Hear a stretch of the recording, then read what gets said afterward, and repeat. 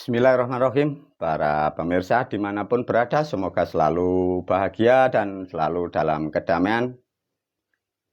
Dan selalu semoga bisa juga mendengarkan yang disampaikan guru. Dan semoga guru pun berharap pandai-pandailah mempergunakan akal dan pikiran.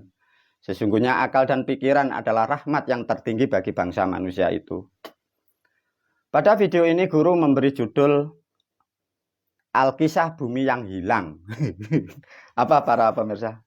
Alkisah Bumi yang Hilang. Apa itu maksudnya guru? Para pemirsa, ada suatu alkisah atau suatu cerita. Ada pada masa lampau, ada satu keluarga. Satu keluarga ini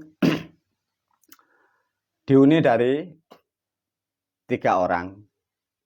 Dan keluarga ini keluarga yang sangat sederhana atau bisa juga ekonomi yang sangat lemah. Tapi keluarga ini bertempat tinggal di suatu wilayah atau pedesaan. Ada satu bapak yang agak tua tapi masih kuat sebagai laki-laki atau sebagai bapaknya. Dan masih punya istri dan istrinya pun sudah agak tua. Itu pun ceritanya pun sudah sakit-sakitan. Dan dari keluarga ini ada punya anak laki-laki. Karena tidak terdidik dengan baik, anak laki ini nakal. Sukanya main, sukanya judi, sukanya mabuk, sukanya adu ayam, sukanya tombok togel. Nah. Namun dari cerita ini, karena orang di kampung itu meskipun tidak punya pekerjaan, hartanya tidak banyak. Rata-rata orang kampung itu mempunyai tanah, sebidang tanah, itu tanah warisan. Dari keluarga ini punyalah tanah warisan kurang lebih kalau diukur di zaman sekarang kurang lebih itu 1 hektar. Nah, apa yang terjadi dari peristiwa atau yang dialami keluarga ini para pemirsa? Karena orang tua ini mempunyai kewajiban bertanggung jawab atas si putranya, sehingga orang tua ini dalam keadaan ekonomi di kampung tidak baik, dia ingin merantau. Nah, dengan adanya keinginan untuk membesarkan anak semoga mendapat pendidikan yang bagus, dia merantau. Tatkala dalam perantauan itu tidak mengerti, tatkala setelah ditinggal merantau itu perubahan perilaku anak ini makin tidak benar karena tidak terdidik dengan baik dan benar. Dengan di perantauan itu tidak mengerti bahwa si orang tua ini, yang wanita ini meninggal, tidak mengerti. Karena zaman masa lampau itu kan tidak ada handphone ya. Meskipun ceritanya di era sekarang, ini ceritanya zaman masa lampau ya. Jadi zaman dahulu itu tidak ada handphone, tidak ada penghubung, sehingga si orang tua laki-laki bapak ini merantau dengan harapan mendapatkan hasil yang banyak, sehingga mampu untuk membesarkan anaknya menjadi orang yang baik dan disekolahkan. Tapi tidak mengerti, si ibunya ini pun juga meninggal. Setelah meninggalnya ibunya ini, karena tidak ada kabar dari keluarga ini dengan bapaknya, tetap bekerja terus. Dan si bapak pun berharap semoga mendapatkan hasil yang banyak dan hasil sesuai apa yang digambarkan. Tapi ada yang tidak disadari bahwa anak ini dengan bertambahnya hari dan tahun, anak ini tambah besar, tambah besar, tambah besar. Apa yang terjadi para murid, para santri? Karena anak ini pekerjaannya buruk, perilakunya buruk, bahasa agamanya banyak melanggar norma-norma agama. Dengan peristiwa seperti itu, si anak ini gelisah, ketakutan, karena sering mendengar bahwa hal-hal seperti itu dosa, nanti kalau mati, masuk neraka, ditanya, dikubur, disiksa, tangannya dipotong, leher-lehernya dibakar. Nah, sehingga ketakutan. Di dalam anak ini semakin dewasa, anak ini ketakutan, sehingga ketemulah sosok orang yang dipercaya atau teman dekat. Sehingga anak ini dinasihatin. Wahai si Udin, kalau kamu seperti itu, anaknya bapak ini namanya Udin. Wahai si Udin, kalau kamu perilakumu seperti itu, bagaimana nanti kalau Anda setelah meninggal? Pertanggungjawabanmu di hadapan Tuhan, di hadapan Allah bagaimana? Dosamu begitu, Anda penjudi, pemabuk, nah, suka adu ayam. Nah, kira-kira apa yang terjadi para pemirsa tatkala manusia mendapat motivasi atau mendengar nasihat seperti itu, kira-kira bangga atau melawan atau takut? Secara naluri manusia pastilah dia akan ketakutan, karena manusia semua akan mengalami hal yang disebut kematian, sehingga terilustrasi, berhalusinasi, berhayal macam-macam. Nah, dengan ketakutan itu apa para murid, para santri? Akhirnya si Udin ini dinasihatin, udah Din, kamu ikut saya di sana belajar agama. Saya tidak bisa belajar agama. Sudah, yang penting ngikut aja. Metodenya kan begitu. Ya karena diberi gambaran, udah ikut aja.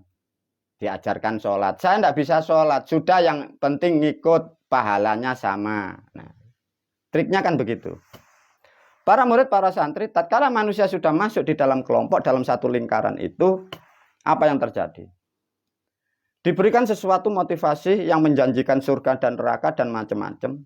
Dan di situ, karena anak ini merasa dosanya banyak, dan dia ketakutan, dia mempunyai inspirasi menjadi manusia yang khusyuk, kepingin jadi anak yang soleh, sehingga mampu dan bisa mendoakan orang tuanya yang meninggal. Apa yang terjadi kira-kira hal-hal seperti itu? Maka dia belajarlah agama yang kuat, ibadahnya yang kuat. Tatkala belajar lama-lama sehingga dia menemukan dalil-dalil dan motivasi yang bagus. Satu contoh, wahai si Udin, bila engkau sungguh-sungguh ingin menjadi orang yang soleh dan doamu akan diterima oleh Allah dan mampu mendoakan orang tuamu yang sudah meninggal, kamu harus membantu perjuangan agama Islam ini. Karena siapapun yang membantu agama Islam, rezekimu ditambahi, kehidupanmu dimudahkan, usahamu dilancarkan, kan begitu. Apa para pemirsa kalau seperti terjadi ini? Manusia terobsesi. Dia berhayal nanti semoga bisa membantu dengan agamanya. Karena si Udin ini tidak mempunyai pekerjaan. Dia hanya mempunyai sebidang tanah. Dan diterangkan juga, wahai si Udin, orang yang meninggal itu, doa yang diterima atau yang dibawa ke sana itu 3 perkara. 1, anak soleh. Kamu harus belajar ngaji.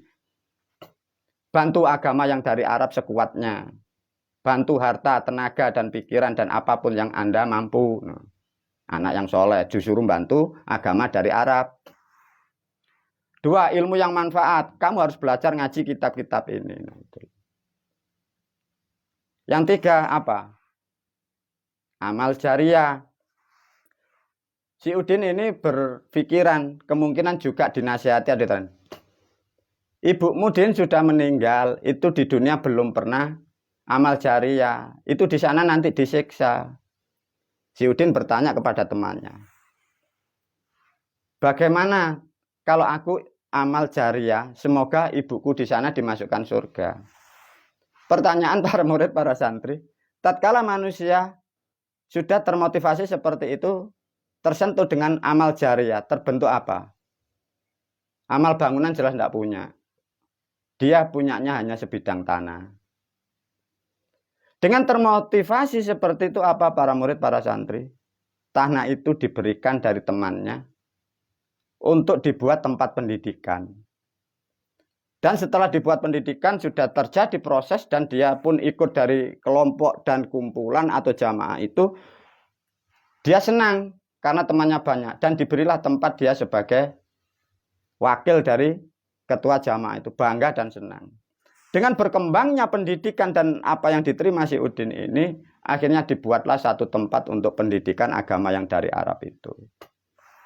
Karena di situ tidak ada pendidikan untuk cara bekerja yang tepat dan yang benar, si Udin ini karena ingin termotivasi jadi guru yang baik, menjadi anak yang soleh, selalu dekat dengan Allah, dan ingin belajar ilmu makrifat. Jadi dia kesehariannya itu dzikir, wiritan, kalimat-kalimat bahasa Arab dibaca terus. Lambat laun kurang lebih sampai 6-7 tahun. Akhirnya si bapak ini pulang, bapaknya. Si bapak ini pulang, dicari di rumah, tidak ngerti kalau si istri ibunya tadi sudah meninggal. Dicari si Udin, tidak ada. Begitu Heran mengapa rumah yang dulu pun juga tidak baik, sekarang kok tambah rusak. Akhirnya si Bapak Udin ini mencari Udin di tempat pendidikan itu. Apa para murid, para santri yang terjadi? Si bapak ini tanya kepada si Udin, Hedin, ibu kemana, kabarnya di mana? Kok tidak ada? Diterangkan, diceritakan bahwa beliau sudah almarhum. Dia begitu susah. Lantas, namanya orang tua, si putra ini diwariskan, ditinggali sesuatu tanah, harapan orang tua untuk persiapan masa depannya, untuk bisa menanam, untuk menghasilkan sesuatu untuk nilai kehidupan. Akhirnya si bapak ini tanya sama Udin, Udin, tanah yang dulu di sana gimana? Nah, si Udin ini bingung. Akhirnya cerita bahwa tanah yang diwariskan dulu yang di sebelah sana, itu ditukar dengan tanah yang sekarang dibuat di masjid itu. Ditukar guling. Artinya tanah ini diwariskan demi membela agama dari Arab dengan motivasi amal jariah. Lantas si bapaknya tanya, lah sekarang Anda pekerjaanmu apa? Saya sekarang jadi takmir masjid, Pak. Terus tanah yang aku wariskan gimana? Ya sudah habis, ini tinggal musola dan langgar dan saya sebagai takmirnya. Apa para murid, para santri? Begitulah orang-orang terdahulu dan sampai sekarang ini masih berjalan. Semoga para pemirsa semakin cerdas, semakin teliti, dan semua sudah aku sampaikan demi kebenaran. Wabillahi taufiq wal hidayah wa ridha wal inayah. Assalamualaikum warahmatullahi wabarakatuh.